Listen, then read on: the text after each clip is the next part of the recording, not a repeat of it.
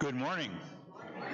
My name is Bill Scrimshire. I'm a member of this church, and it's my privilege to welcome you this, I guess it's beautiful, it's not raining at the moment, this beautiful Memorial Day weekend. Thanks for coming when a lot of people are probably going to do other things.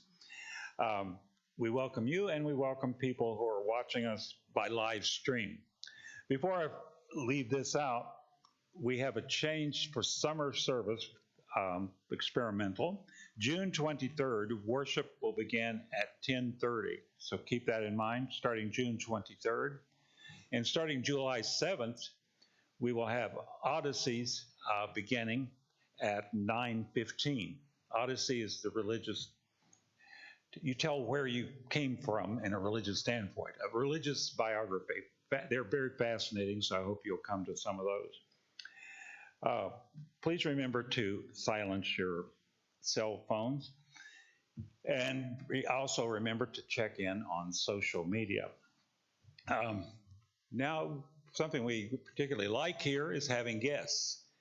Do we have any guests today, or do we have any members who have brought guests? Back here.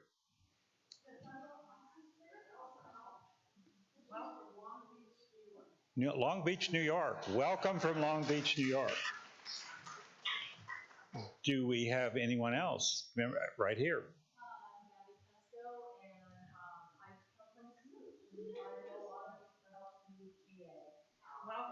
Well, thank you. Always nice to have somebody from our neighbor church, our fellow church. Anyone else? There's more hands.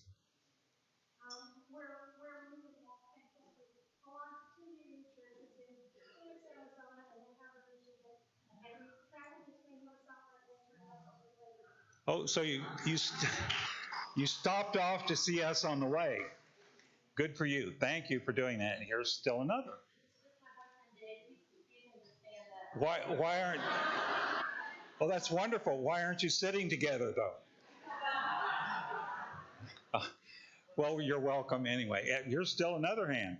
Oh, you're not really a visitor, but go ahead. Former member, I moved to Springfield, joined the church there in Springfield in 2001. I'm back. I always like to come back and visit. That's Scoop Perry. Good to have you back, Scoop. Any more? There's more hands pointing. Go ahead. Go ahead.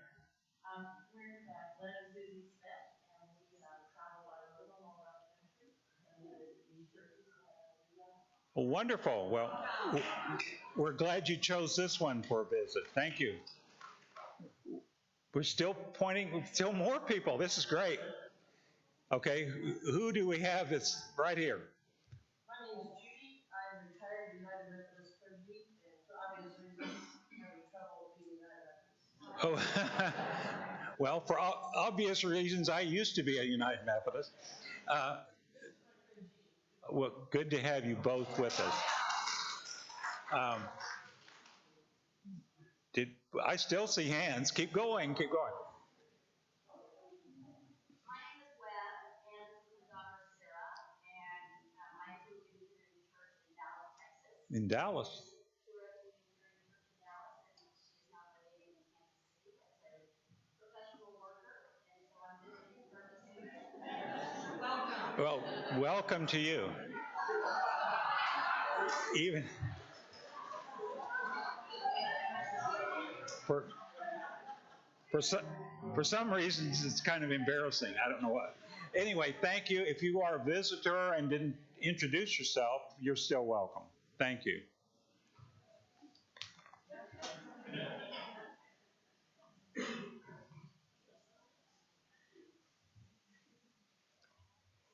Good morning again, and welcome again.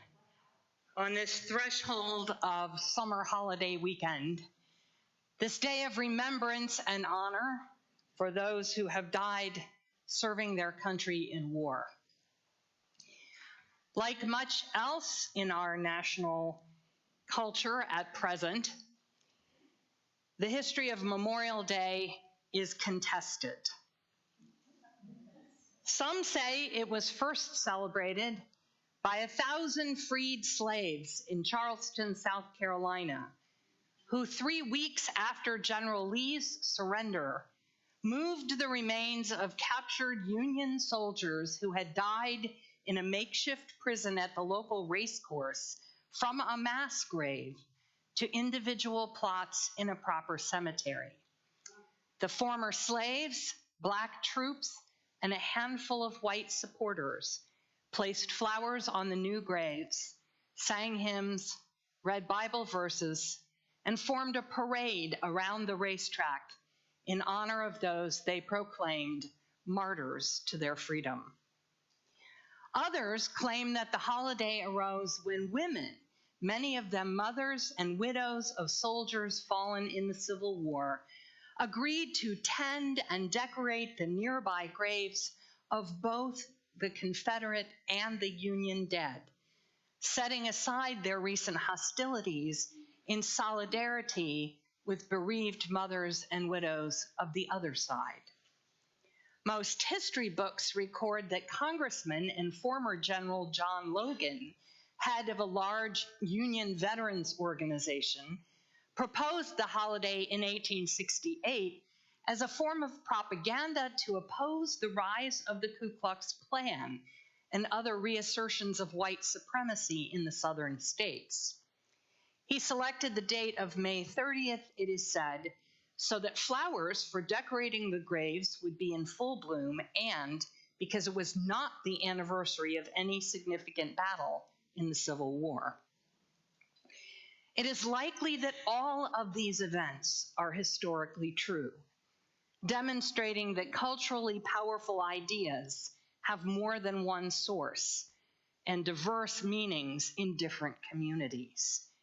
May all of these meanings give dimension to our own understanding of this celebration, that it may be something better than the mere glorification of war and something more profound than just a festival to launch the summer season. As we kindle again this chalice flame, let us honor in our hearts the nobility of true sacrifice, the ongoing resistance to oppression and needless suffering, the tenderness of shared bereavement, and the labor of service to the common good. May this Memorial Day observance deepen our collective memory so that together we may build a more free, just, and compassionate future for the world.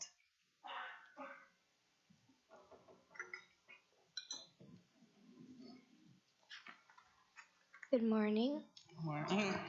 My name is Sierra, and I light this chalice for respect for the independent web of all existence of which we are a part.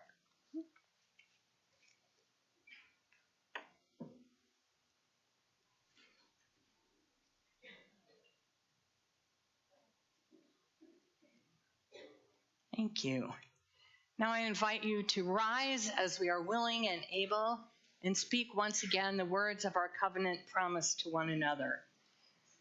Together we affirm, goodwill is the spirit of this church, and service is its law.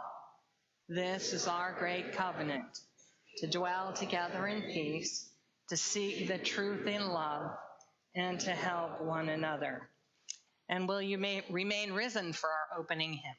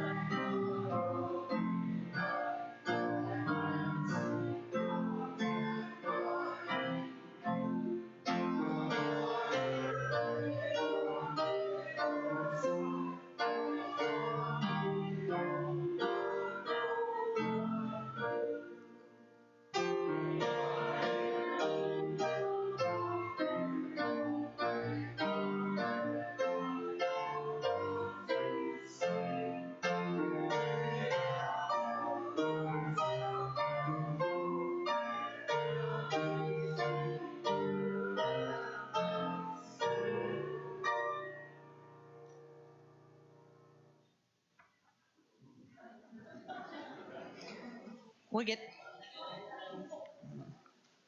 to that one later.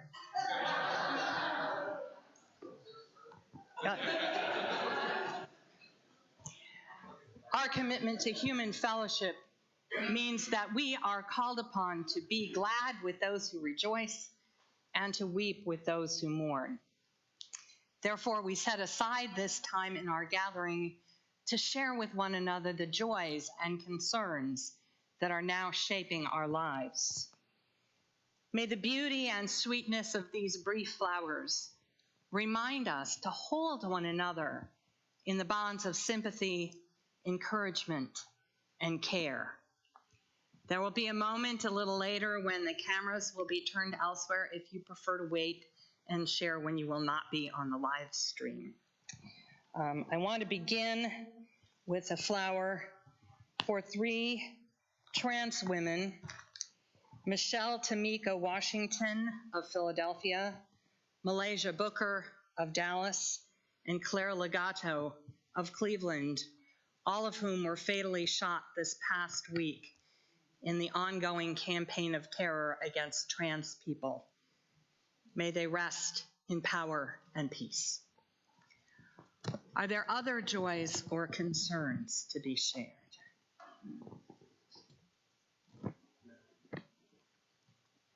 Okay.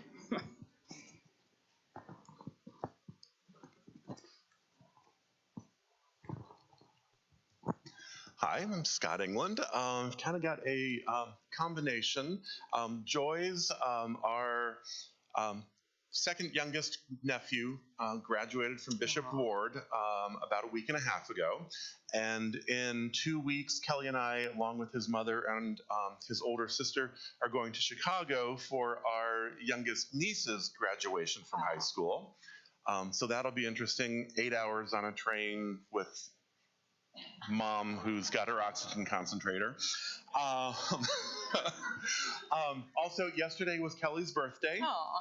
So, yeah, he's now for half a year, 6 years older than me instead of 5. And then concern, we just learned that 2 family members in Oklahoma, a cousin and an aunt, they did okay with the storms. Oh, okay. But we found out that both of them have been diagnosed with breast cancer and are awaiting the results of biopsies. Wow. So we're keeping them in our thoughts and prayers. Absolutely. Okay. As sort of a second career, I'm Don Dickey, and sort of a second career, I'm trying to take my creativity and invent things. And the federal agencies are required to spend a certain portion of their budget with small business and with inventors, designers. And so this past Tuesday, I got to go before people who are on a road tour from various government agencies, and I had presented 3 ideas, submitted 3 ideas, asked for appointments with 3 different agencies. I got all those appointments. I went in, and prior to that, I'd filed preliminary patent applications. And it's an interesting process. It's amazing what you learn cussing at a website for hours and making 20 calls to the patent office to figure out how to navigate things. But I now know how to do that. Got to make these presentations, and they had not a whit of interest in what I had to offer. It was simply a great educational opportunity. Yeah. So I'm now better prepared to go forth in the future, and enjoyed the learning. Life gives us so many of those educational opportunities, doesn't it? Thanks, Don. Hey. This is... Tell them who you are. Hi, my name is Tori, and my thing is a joy. When I was 2 months old, my grandma took me from my mom, which was a drug addict. And now she is right over there, and she is taking care of me. And it's a joy. That's a great joy.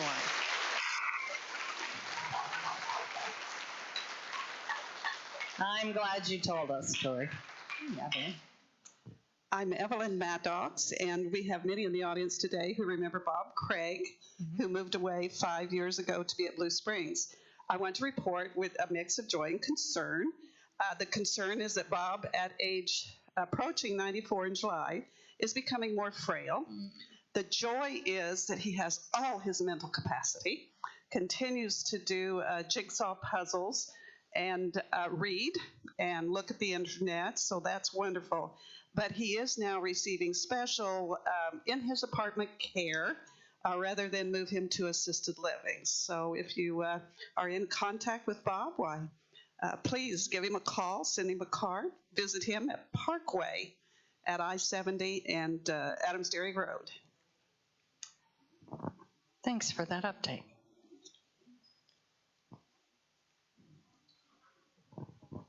Good morning. My name is Mark Gibbons, and I have a concern.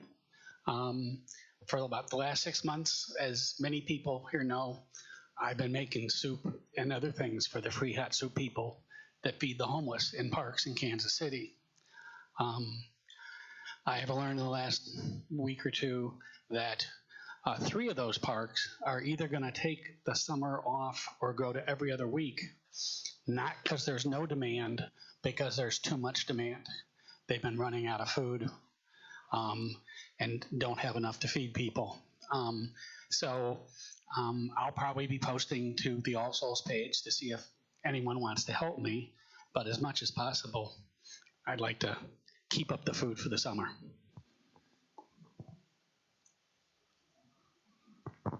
Thanks for doing that.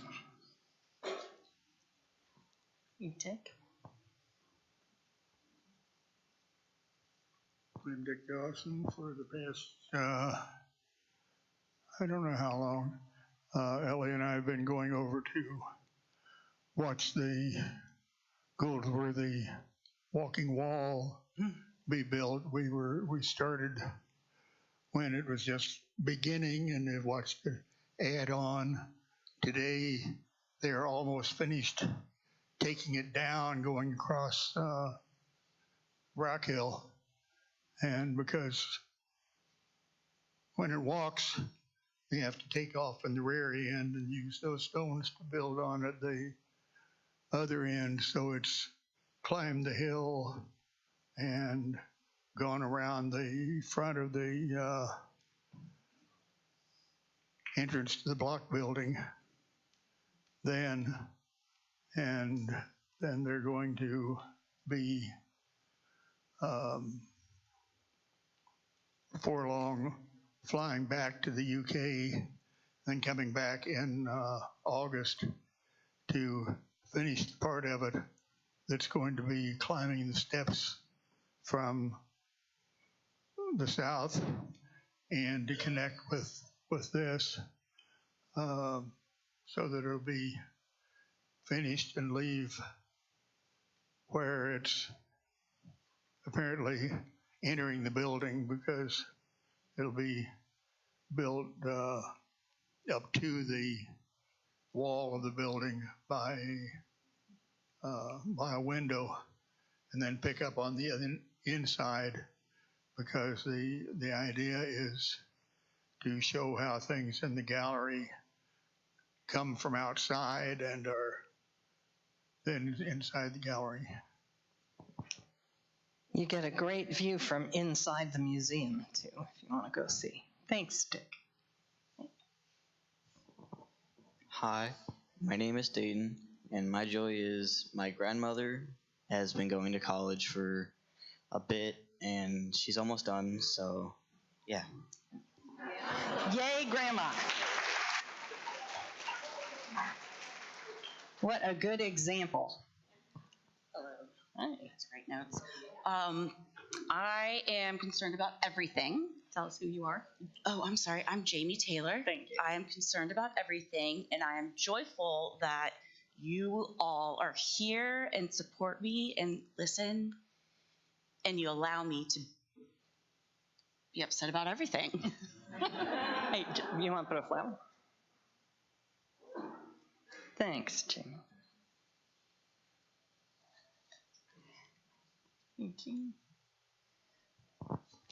I'm Jean Patterson, and it's always a joy to come and see people that you know here, friends. And sometimes it's a special joy to see someone that you haven't seen in a long time. And I saw Connie Brown come in from the lobby, and it was a joy to give her a hug. Yes, indeed. Thank you.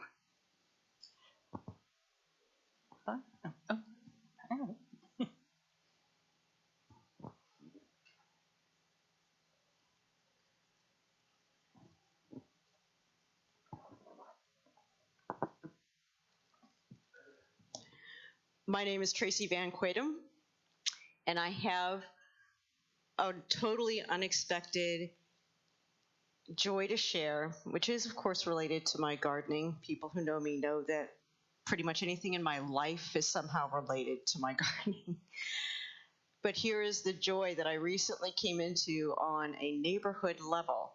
Every Friday, I've got children from my neighborhood that come to my garden, and I teach them something about growing food. Now, one joy related to that is I recently found out from my cousin that my great-grandmother did the same thing, but I never knew that. Never, ever knew that. But here was the one that just totally cracked me up as of yesterday. 2 of these kiddos live with their bedroom windows overlooking my garden. And I'm always out there working. And this time of season, I'm out there working right up until I just cannot see anymore at night. And these 2 little kiddos will like perch in their windows, and they'll like shout out to me while I'm working. And they'll say things like, "Ooh, somebody as old as you can climb?" Or they will just like see me do something, and then they'll go, "Ooh, go, Tracy, go." But this is why that cracked me up. Apparently, this has caused some kind of friendly, and on the part of the parents, I'm using friction, because they are up in those windows when it's supposed to be their bedtime.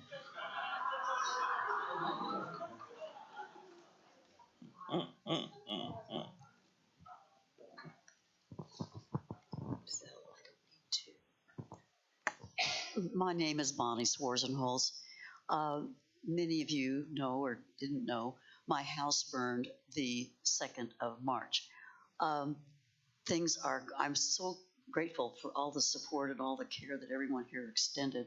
Things are going well. We'll probably be Thanksgiving before we're back in, but our housing is great and everything is moving smoothly. I have decided not to curl up in a fetal position on the sofa, and I am moving on with making our plans as we go. So thank you all for your support.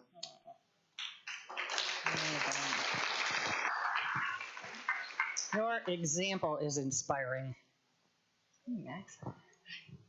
Hi, everyone. I'm Max. I have a concern and a joy. I always start with the bad first. That's just the person I am. I know that a lot of you have seen me, and I am really happy and energetic, but I have been struggling with my mental health, and I went back to therapy last week, and I got the diagnosis of post-traumatic stress disorder. So I am getting help for that, but I know we talk a lot about physical health, but I think mental health is important to talk about as well. But on the joy side, I have been invited to speak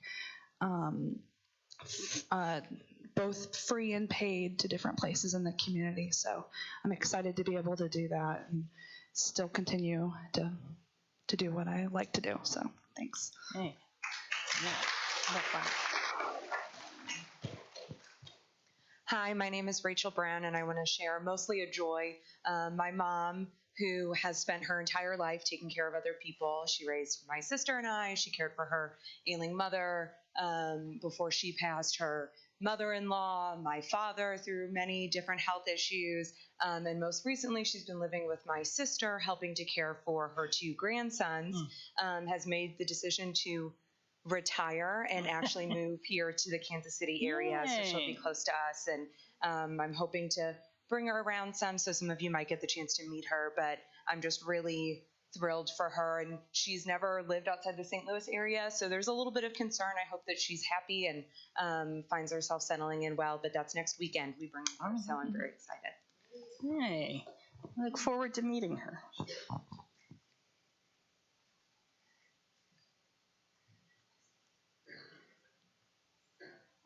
Any other joys or concerns to be shared? Want to place a flower for our friend and fellow member, Sharon, who a week ago lost her son to his long battle with cancer. So our thoughts are with her today as well. If there are no other joys or concerns to be shared, I will place this final flower for all the outreachings of the Spirit that abide unspoken in our hearts, and invite you to join me in the responsive congregational response that will be on the screen.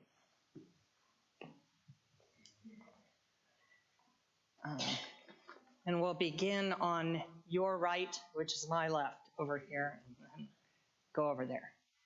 So all of you, begin with me. How could it be possible for us, of our highest ideals, with souls that we have closed to each other's need? All about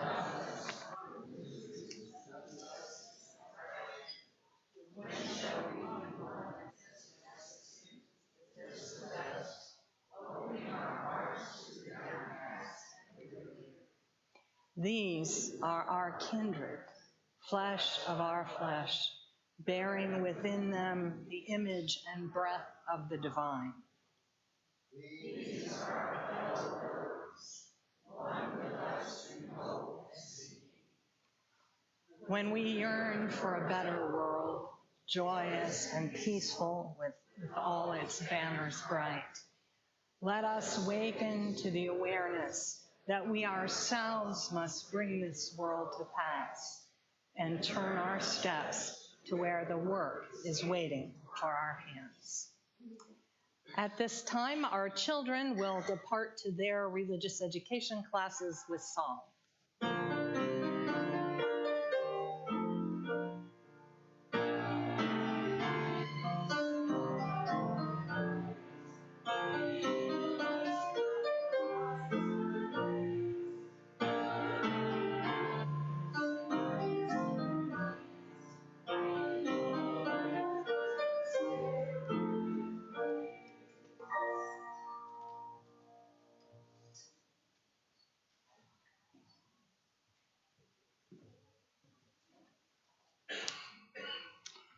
Good morning.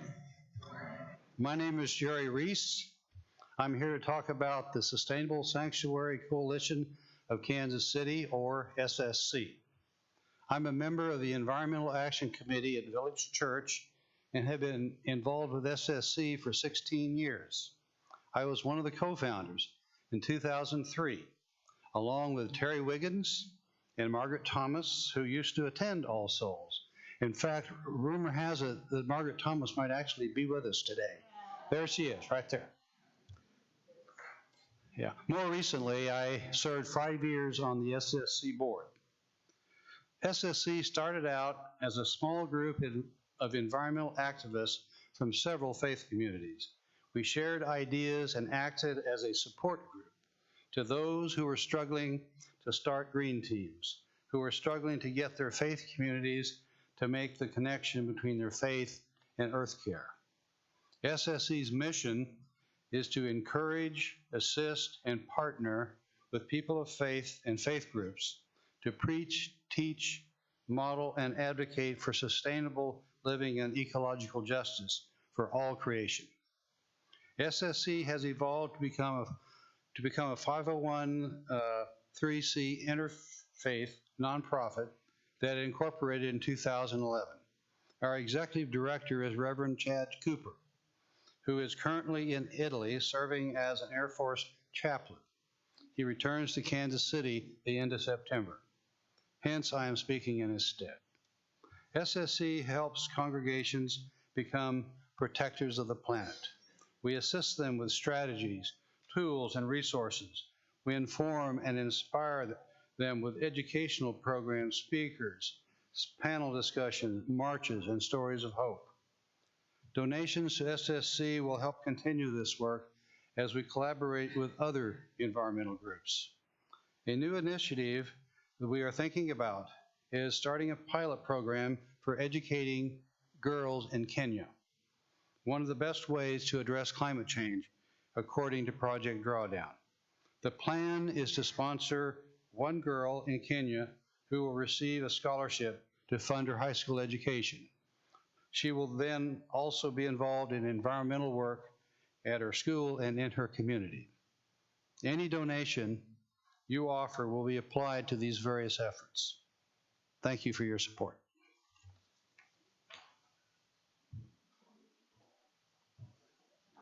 Thank you.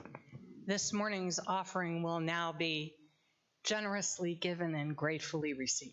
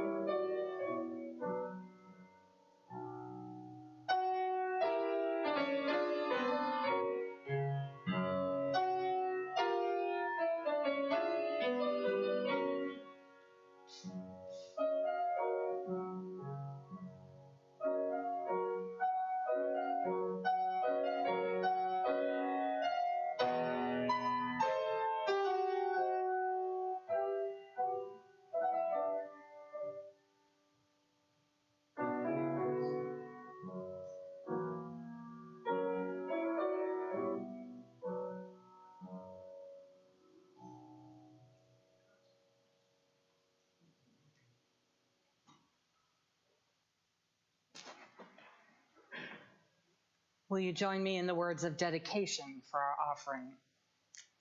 We dedicate our offerings and our actions to the mission at the heart of this congregation, to build a respectful, caring community, to inspire personal and spiritual growth, and to create change toward a just and compassionate society.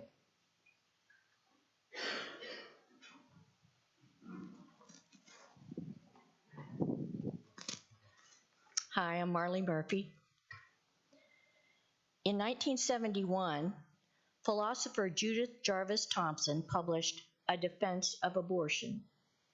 And in it, she grants for the sake of argument that the fetus has a right to life. But she defends the permissibility of abortion by appealing to this thought experiment. Picture this. Tomorrow morning, you wake up and find yourself back to back, tethered by a cord to an unconscious violinist, a famous unconscious violinist. He has been found to have a fatal kidney condition, and the Society of Music Lovers has canvassed all the available medical records in the world and found that you alone have the right blood type to keep him alive. They have therefore taken you against your will, and last night they plugged his circulatory system into yours, so that now your kidneys can be used to extract the poison from his blood as well as from your own. His condition will last for exactly 9 months. If he's unplugged from you now, he will die. But in 9 months, he will have recovered from this ailment and can safely be unplugged from you. Now, Thompson says that you can permissibly unplug yourself from this violinist, even though this will cause his death, because his right to life does not supersede your right to your own body.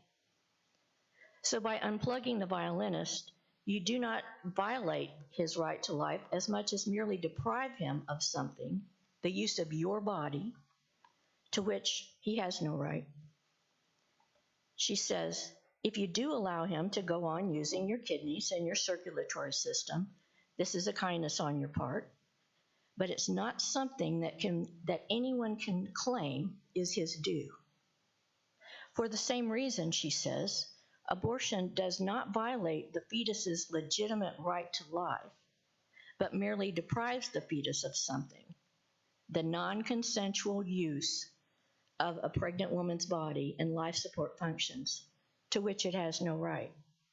Thus, Thompson concludes that a pregnant woman does not normally violate the fetus's right to life by choosing to terminate her pregnancy.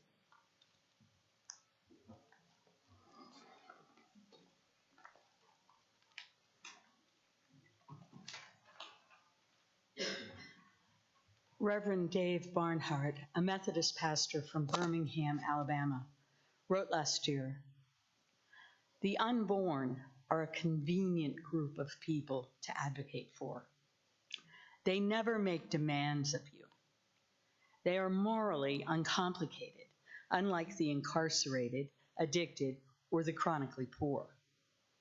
They don't resent your condescension or complain that you are not politically correct. Unlike widows, they don't ask you to question patriarchy. Unlike orphans, they don't need money, education, or childcare. Unlike aliens, they don't bring all that racial, cultural, and religious baggage that you dislike. They allow you to feel good about yourself without any work at creating or maintaining relationships. And when they're born, you can forget about them because they cease to be unborn. It's almost as if by being born, they've died to you. You can love the unborn and advocate for them without substantially challenging your own wealth, power, or privilege, without reimagining social structures, apologizing, or making reparations to anyone. They are, in short, the perfect people to love. If you want to claim you love Jesus, but actually dislike people who breathe. Prisoners, immigrants, the sick, the poor, widows, orphans, all the groups that are specifically mentioned in the Bible that we are morally obligated to care for are being marginalized and attacked. Nowhere in the Bible does it mention protecting the unborn.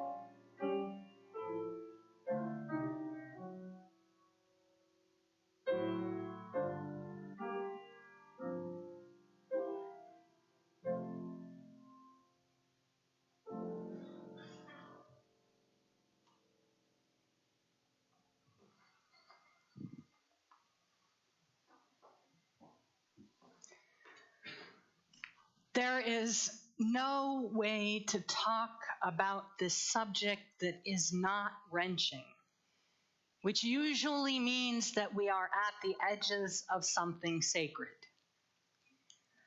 Most of us would probably agree with Albert Schweitzer and others that what he famously called reverence for life is a religiously appropriate attitude.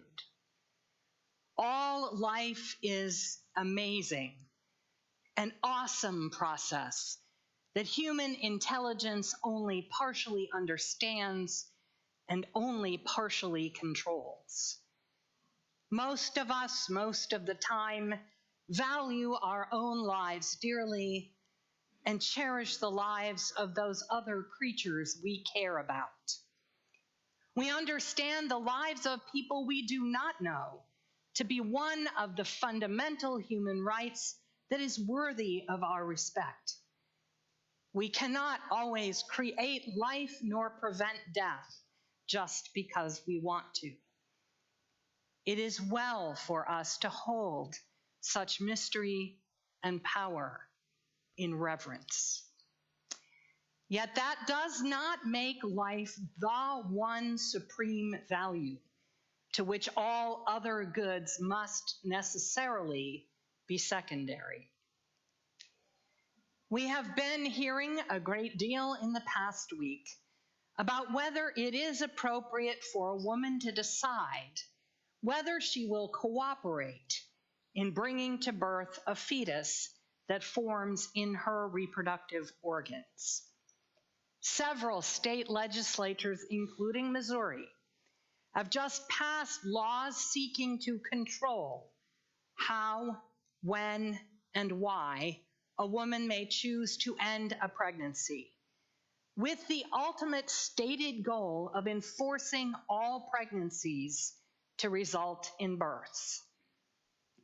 People who advocate for this kind of restriction claim that human life begins at conception and that an unborn baby is entitled to the same legal rights as a child already born.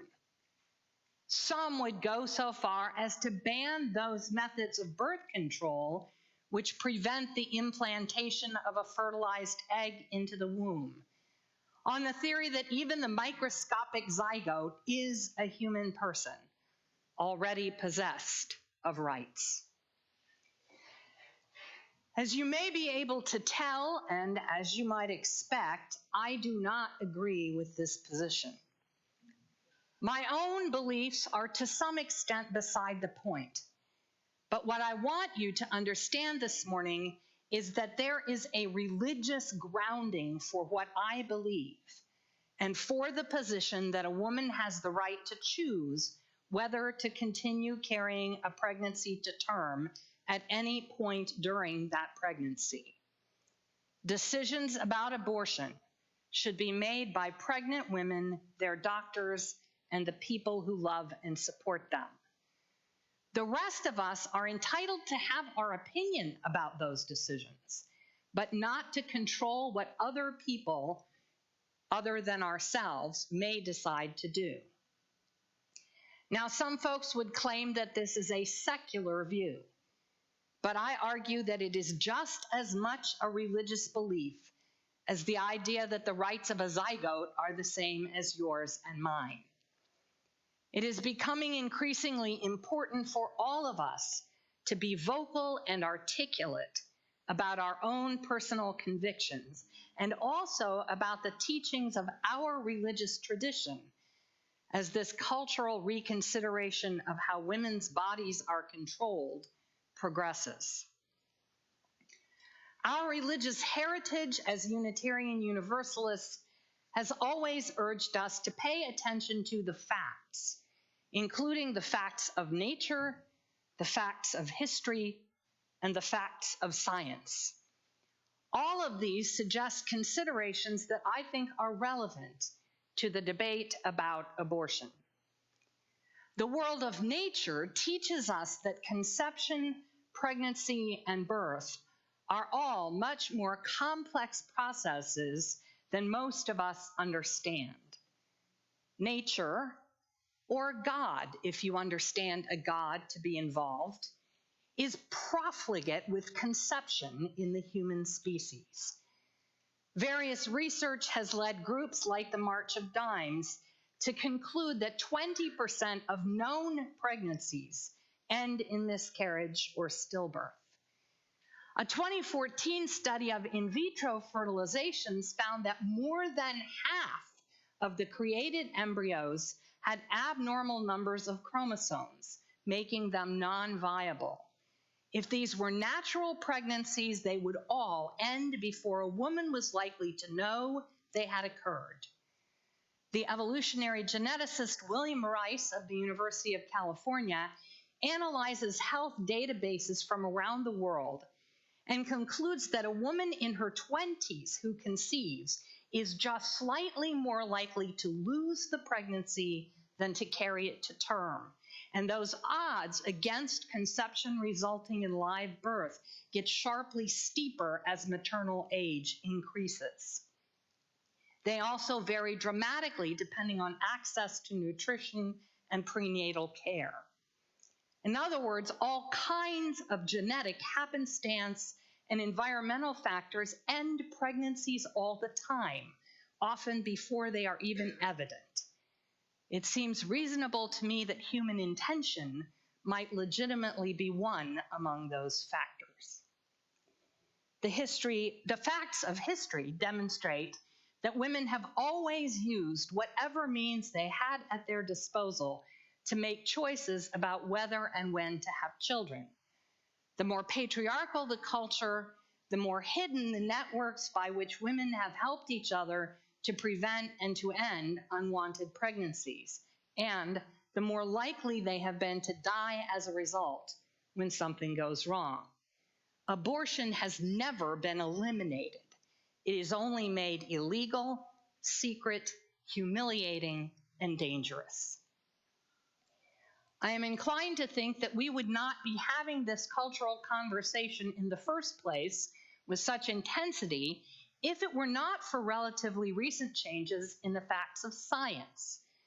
Some folks from the generation that came of sexual age before the introduction of the hormonal contraceptive pill for women in the 1960s are still alive and even legislating. More significantly, the population balance is yet to tip in favor of those who have come of age since the development of reliable medical abortion using the drugs mifepristone and misoprostol, which only became available in the US 20 years ago. These scientific advances have put women more in control of their own reproductive functions than ever before in history. And this latest slew of legislation appears to me as a last desperate grasp by privilege at control over others, including women, that is fast slipping away. As the cocaine and opioid crises have both demonstrated, if a drug exists that people want, they will find ways to produce, distribute, and access it, regardless of the law. And since both of these medications are on the World Health Organization's list of essential medicines, it seems clear that they will be manufactured somewhere around the planet and find their way into the hands of women who choose to end unwanted pregnancies.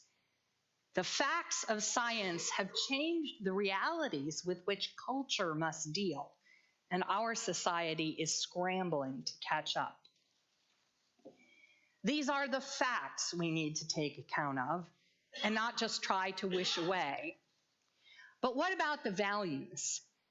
Is not the right to life a sacred thing? Doesn't our tradition affirm the inherent worth and dignity of every person? I believe that you can affirm both of these propositions and still defend a woman's right to end a pregnancy. Now, I should be clear that I am, strangely perhaps, in agreement with the hardline policies of those who hold no special exceptions for cases of pregnancy resulting from sexual abuse or assault. I do not see how the circumstances of conception impact the rights of the fetus. Once born, the person whose life is the result of rape has no lesser rights than the person whose life resulted from consensual sex. If it is morally repellent to force a 12-year-old to give birth to the child of a rapist, then we are conceding that the woman's rights, well-being, dignity, and choices supersede those of the fetus. There is no moral or logical reason to privilege some fetuses above others. The rights of one are the benchmark for the rights of all others.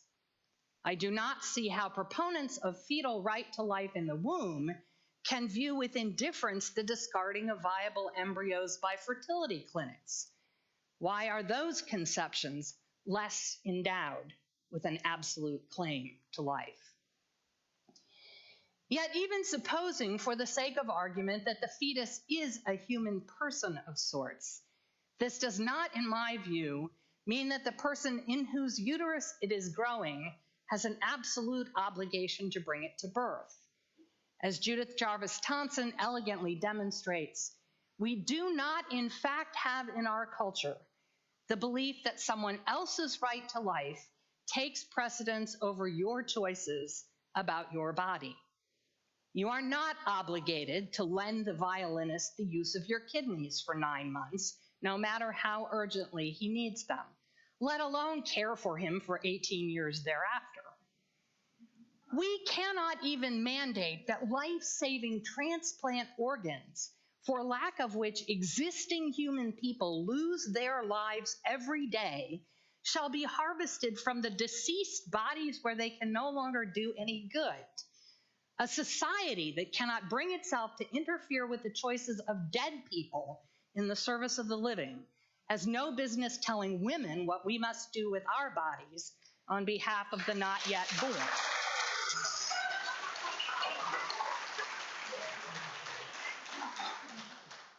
But most significant, our religious tradition, like many others, teaches us to hold in honor many people who have chosen other values over life itself.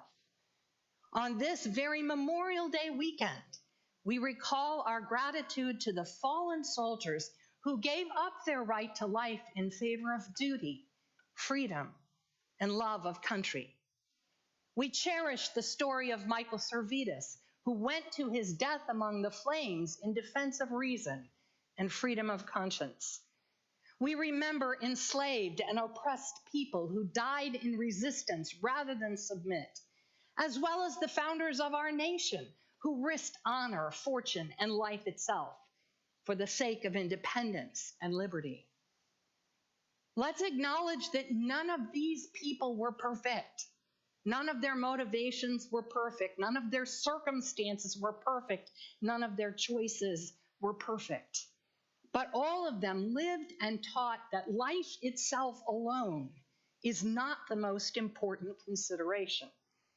And we do not have to be perfect people in ideal situations to have the right to choose among those values what matters most to us and how to create our own best lives. That is what I learned from my religion. How are we to address the recent spate of attacks on the right to choose abortion, as well as the long-term effort to erode its accessibility for many women and people with a uterus? I have to admire the dogged determination of the Satanic Temple, which keeps filing lawsuits challenging Missouri's existing abortion restrictions on behalf of the religious beliefs of its members. Now, these folks do not actually worship or even believe in the existence of a literal being called Satan, but rather regard it as a metaphor for rebellion against tyrannical authority. Although previous similar suits against our state's governor and attorney general have been dismissed by the Missouri Supreme Court, most recently last February, the temple continues to claim that its members' protected religious beliefs including that human life does not in fact begin at conception, are being infringed. And you should know that as part of the arguments in the February case, it was determined that the supposedly required ultrasound and fetal heartbeat procedures mandated by state law are technically voluntary, and in theory at least could be refused by a patient seeking abortion. It may sound amusing and even trivial, but this is important. It seems to me that those of us who have similar convictions and whose religious traditions might be taken more seriously need to be advocating the same position and have their backs. UUA President Reverend Susan Frederick Gray recently posted this statement. As a woman, a mother, a person of faith, and the leader of the Unitarian Universalist faith movement, I wholeheartedly affirm every person's right to make their own choices about their reproductive health, including the choice to end a pregnancy. Abortion bans are a completely inappropriate overreach of the government into an individual's First Amendment right to live by their own religious convictions. Our association's president speaks not for us, but to us as fellow Unitarian Universalists, modeling the kind of clarity that we each must cultivate about our own beliefs. That clarity will be needed if we are to respond effectively to these latest efforts to reassert patriarchal domination over women's health, choices, and lives. It is important to keep in mind that none of these new laws is yet in effect, and all are being challenged in court, successfully as of Friday in Mississippi and earlier in Kentucky. Abortion remains legal, though often difficult to access, in all 50 states at present. The Missouri law is slated to go into effect at the end of August, if it is not preempted in the courts. Meanwhile, it seems to me that we have work to do, including preparing for the worst-case scenarios. I was barely sexually active by the time of Roe v. Wade. Do the math if you want. But I remember hearing about networks of people, including ministers, who would help pregnant women access abortions back in those days.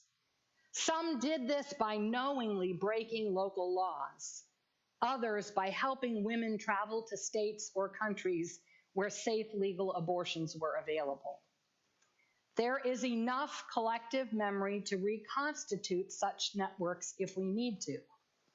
Both social media connections and the discretion of medical abortion using pills will make it that much easier than it once was. Nevertheless, it will still be risky for individuals and for organizations. That is one path.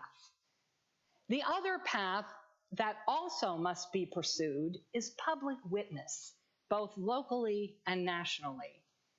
I am persuaded that we must speak out, specifically to demonstrate that religious people support the right to choose safe legal abortion, and trust people with uteruses as moral agents who should not have their private decisions controlled by the state.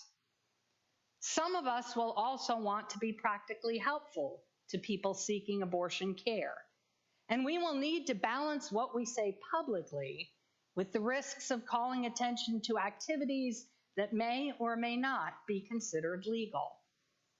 Finding that balance will also be a personal decision for each individual based on a variety of considerations, just like the decision to carry or to end a pregnancy.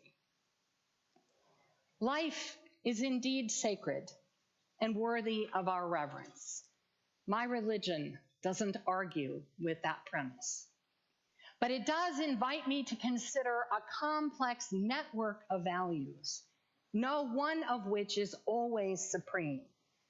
A network that weighs the well-being and dignity of existing life in the balance with the possibility of new life, and honors the autonomy of women in the long history of male domination over our bodies, our sexuality, and our lives. What is and has always been and will always be against my religion is taking someone else's word or law over the call of my own informed and thoughtful conscience, or enforcing my individual convictions on another person's choices. Over the course of my career, I have had occasion to confer with women and with couples, confronting the joys, the tragedies, the traumas, and the heartbreaking dilemmas around pregnancy. Never have I seen this to be offhanded or trivial. It has always been clear that we were on sacred ground, dealing with matters of ultimate value and profound meaning. Never has it been my task to tell anyone what they must do, but rather to help hold a space in which they could clarify their own highest good. That will always be my goal, for to do less would be against my religion. If you have time on this holiday weekend, and if you are interested in a discussion of what we might do next, I would be glad to have a conversation after the service ends here in Bragg and hear your thoughts and ideas. Both outrage and worry are appropriate responses to what is happening in our state and in our nation. But let's not lose sight of two great gifts that we still have. One of these is the opportunity, when the time is right and the forces of nature align favorably, to pass on the miracle of life and bring a new generation into the world.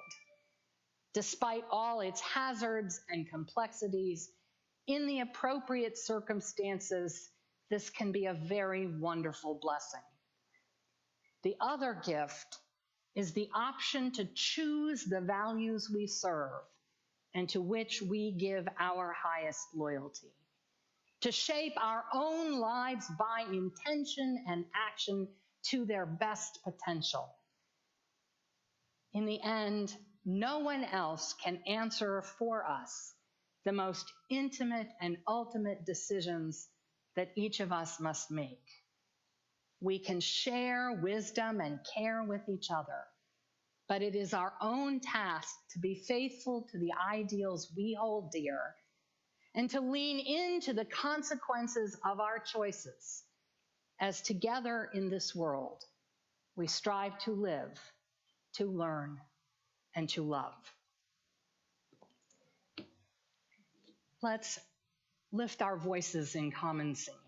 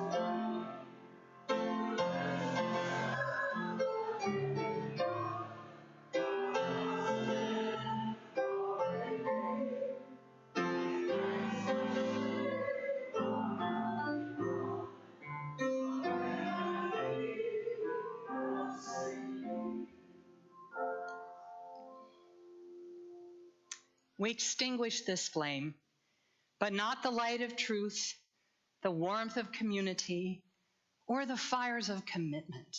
For all these we carry in our hearts and minds until we are together again. Blessed be our brains, that we may conceive of our own power. Blessed be our wombs, that we may create what we choose to create. Blessed be our knees, that we may bend so as not to break. Blessed be our feet, that we may each follow the path of our highest will. So be it.